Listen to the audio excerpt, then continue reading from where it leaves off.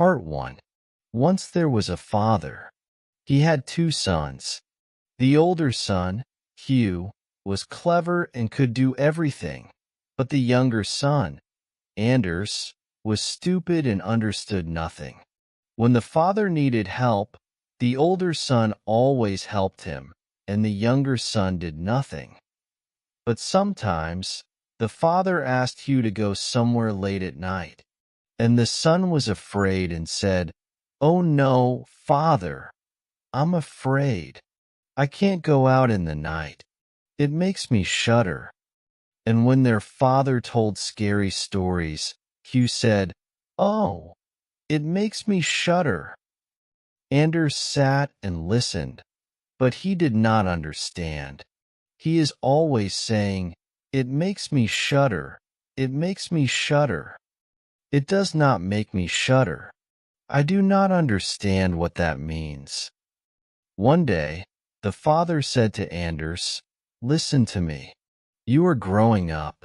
You are big and strong. You must learn something and get a job. Look at your brother. He works hard while you sit and do nothing." "Actually, father," he said, "I do want to learn something. I want to learn how to shudder. I don't understand it." Hugh laughed and said, "God, what a stupid brother I have. He will never do anything good." The father said, "You can easily learn how to shudder, but you will not find a job like that." A few days later, a priest came to visit the house. The father told him about the problem with Anders. When I asked him what job he wanted to do, he said he wanted to learn to shudder. "He wants to learn how to shudder," said the priest. "Well, he can learn it from me. He can come and live with me, and I will teach him how to shudder." So Anders went to live in the priest's house. The priest taught him to ring the bell in the church, and every day he rang it. After a few days, the priest woke up in the night and told Anders to go and ring the bell. "You will soon learn to shudder," he thought, and went up to the bell before Anders. The boy wanted to ring the bell, but then he saw a man wearing white. The man was standing at the top of the stairs. "Who is there?" he said. But the man in white did not say anything. Anders thought it was a ghost. "Answer me," said Anders, "or leave. I have to ring the bell." The priest did not move. "I will not move, because then the boy will think I am a ghost," thought the priest. "What do you want here?" shouted Anders. "Say something, or I will throw you down the stairs." The priest thought, he doesn't really mean that. He did not move. Because the ghost did not move, Anders ran and pushed it down the stairs. The ghost fell down and shouted. Then Anders rang the bell and went to bed. The priest's wife waited for her husband. She waited a long time. Finally, she woke Anders and asked, "Do you know where my husband is? He went up to the bell before you." "No, I don't know," said the boy, "but someone was standing up there in white. He did not answer me or leave, so I thought he was a ghost and threw him down the stairs." The woman ran up to the bell and found her husband. He was crying on the floor and had broken his leg. The next day, the priest's wife went to Anders' father and shouted, "Your boy has given us great problems. He threw my husband down the stairs and broke his leg. We don't want him anymore." The father went to Anders and said, "What did you do, you stupid boy?" "Father," said Anders, "I did nothing wrong. That man stood there in a strange way. He wanted to do something bad. I asked him 3 times who he was, and he did not answer. So I threw him down the stairs. I have nothing to say to you. Leave. I will not have you in this house anymore." "Of course, father," said Anders. I will go out and learn how to shudder." But the father did not hate his son, so he gave him some money and said, "Don't tell anyone who your father is." "Of course, father." For a while, Anders walked around. He said many times, "If only I could shudder." A few hours later, he walked past a tree. 7 men were hanged on the tree. Another man saw Anders. "That boy looks very stupid," he thought. "I think I will have some fun with him." So he went and spoke to Anders. "Hello there. Where are you going?" "I'm going to learn how to shudder," said Anders. The man laughed. "I can teach you how to shudder. Look at that tree." 7 men wanted to get married to a man's daughter, but the man did not like this. Now they are learning how to fly. Sit by the tree and wait for the night. By the morning, you will have learned how to shudder. Wow, it's that easy? Well, if I do learn, I will give you all my money. Perfect. Sweet dreams. So Anders went and sat by the tree and waited for the night. Because it was cold, he made a fire. There was a cold wind, and the hanged men moved in the wind. "You are probably cold up there," said Anders, so he climbed up the tree and cut down the 7 men. He put them by the fire, but they did not move. So he pushed them closer. The fire started burning their clothes, but still they did not move. "Wow, you really are quite stupid," said Anders. "I should put you back up there." The dead men did not say anything, and their clothes burned more. This made Anders quite angry. "It is dangerous. Your clothes are burning. Stupid men." So he put them back on the tree, and then went and slept by the fire. The next day, the man came and asked him, "Well, did you learn how to shudder?" No. Those men were so stupid. They said nothing, and their clothes burned on the fire. How could I learn to shudder from them? So Anders walked more, always saying, "If only I could shudder." Another man heard him and asked, "Who are you?" "I don't know," said Anders. "Where are you from?" "I forgot." "Who is your father?" "I cannot tell you." "And what did you say before?" "I said, if only I could shudder." "You see, I want to learn to shudder. I know who can teach you, but I want money." "Okay," said Anders, and he gave the man all his money. "There is a castle near here. No man lives there. Only ghosts and strange animals live in it. If you stay in the castle for 3 nights, you will learn how to shudder. The king has said that if someone stays in the castle for 3 nights, they can get married to his daughter. She is the most beautiful woman in the world. There is also lots of gold in the castle. If you stay there 3 nights, you will become rich and have a beautiful wife. And of course, you will learn to shudder." "How wonderful," said Anders. "Many men have gone into the castle, but nobody has left."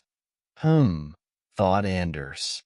Maybe it is a very comfortable castle, and they did not want to leave. Part 2. So Anders went and asked the king if he could go into the castle, and the king said, "Yes, and you can bring 3 things with you. I would like a fire, a lathe, and a knife." "A lathe? Are you sure?" said the king. "Don't you want something more useful? Maybe an axe? What can a lathe do?" "A lathe can do lots of things," said Anders.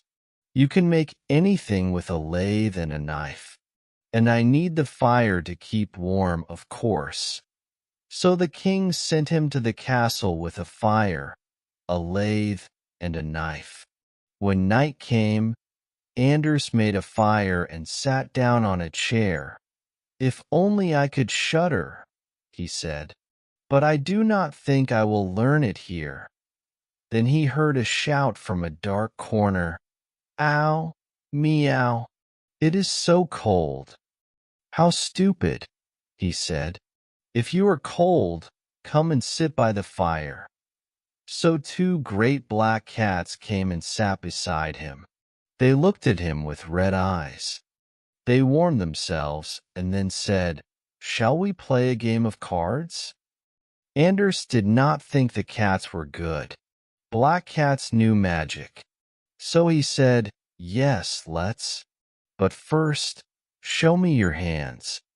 So the cats did so, and he saw that they had long claws. "Oh, what long claws you have! I will cut them for you." "How kind," said the cats. But Anders did not cut their claws. He held the knife at them. "I know what you want. You want to put those claws right in my eyes." "No, thank you." He threw them out of the window into some water below. But before he could sit down again, many black cats and black dogs came out of the dark. They all had red eyes, and they shouted and hurt him. "Go away," he shouted. He took his knife and started cutting them. Some ran away, but some stayed. He threw those ones out into the water. But the animals came and came, and there were too many. But then it turned midnight, and all the animals went away. When Anders sat down again, he felt very tired. He turned around and saw a bed in the corner. "Perfect," he said, and climbed into the bed. But while he started to sleep, the bed moved. It walked around the castle like an insect. "That's good," he said. "That will help me sleep. But go faster." So the bed ran and ran, and Anders laughed. Finally, the bed turned over and lay on top of him. "That's no fun," he said. He pushed the bed off him and slept by the fire. In the morning, the king came and saw him on the floor. He thought the ghosts had killed him, but then the young man got up. "What happened?" said the king. "Good morning. Unfortunately, I did not learn to shudder last night, but lots of things happened." "You mean you were not afraid?" "Of course not. I slept very well." So the next night Anders went back into the castle and said again, "If only I could shudder." A few hours later, there was a loud sound, and something fell from the ceiling. It was a man, but only half of him. There were no legs or feet. "Hello," cried Anders. "The other half is not here. Where is the rest?" So there was another sound, and the other half of the man fell down. "I will make a fire for you," he said. When he turned around, the two halves were together, and a scary man was sitting there. "Excuse me, that chair is mine." Anders pushed him off the chair. "Well then," said the man, "let us play a game." From the ceiling fell some leg bones. On the ends of the bones were feet. "Ah, we are going to go bowling," said Anders. "I love bowling. But where is the ball?" Some skulls fell down as well. "These are terrible balls. They are not round." So Anders took the skulls and put them on the lathe. He worked the skulls until they were round. There. Now they will move very easily. They played bowling, and Anders did quite badly, but he had a lot of fun.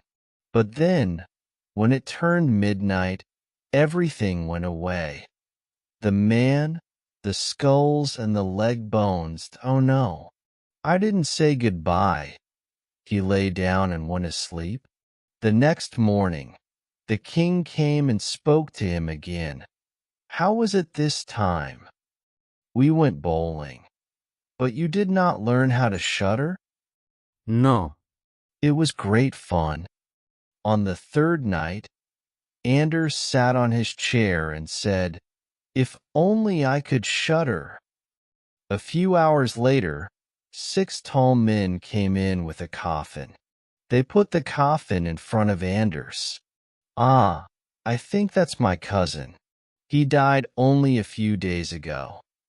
The men opened the coffin, but the man inside was too big to be Anders' cousin.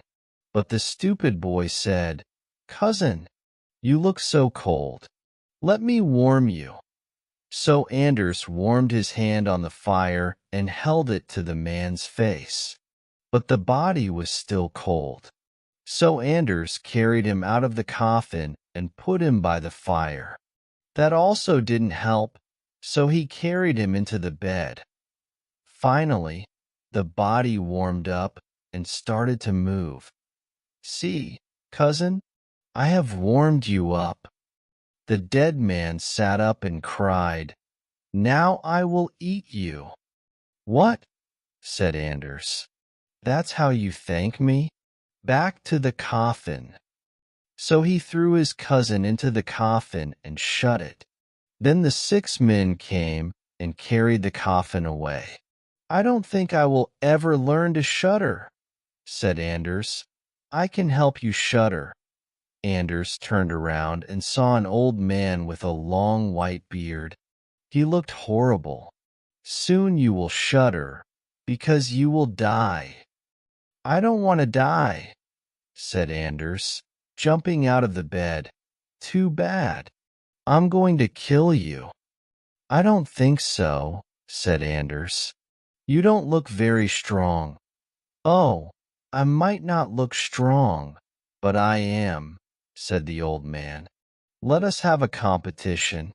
If you are stronger, I will let you go. Follow me." So they went through the castle. Finally, they arrived in a dark room, where there were some big stones and an axe. The old man stood in front of the stone. He took the axe and broke the stone in two with it. "I can do better than that," said Anders. He went to another stone and took the axe. The old man stood and watched. Anders took the axe and broke the stone in two with it. Then he took the old man's beard, put it between the pieces of stone, and closed the stone on it. "I can't move," shouted the old man. "Now I have you," said Anders. "Now you will die." He took a piece of stone and hit the old man with it until he cried, "Please stop. I will show you where the gold is." So Anders let him go. The old man showed him through the castle, and they went to a room with 3 boxes of gold. "One of these boxes is for the poor people, one is for the king, and the other is yours." But then, when it turned midnight, the old man went away, and the light went away as well. Anders stood in the dark. He carefully found his way back to the fire and slept there.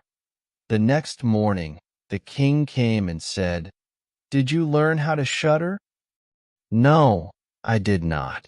My dead cousin visited, and then a man with a beard came and showed me lots of gold, but nobody taught me to shudder."